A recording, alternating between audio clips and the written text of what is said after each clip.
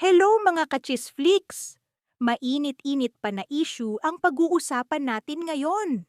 Trending ngayon ang lumabas na larawan ni Jelly O na balita ay nabugbog daw ng fiancé nito na si Jam Ignacio.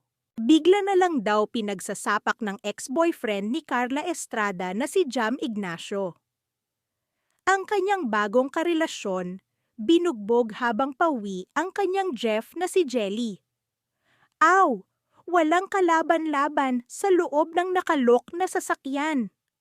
Sabi ng mga kapatid ni Jelly, hindi na daw makahingi ng tulong si Jelly dahil kinuha ni Jam Ignacio ang telepono nito.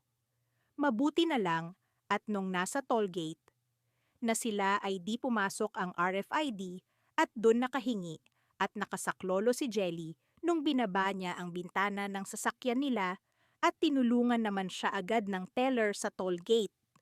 Balita pa nakaka-propose lang daw ni Jam Ignacio kay Jelly.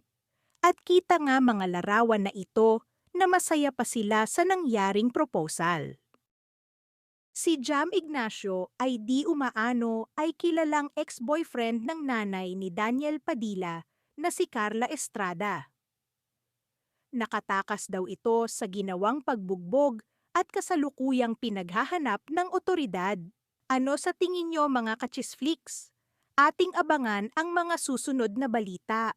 Subscribe para sa mga susunod na ulat at chismis. Chisflix sana!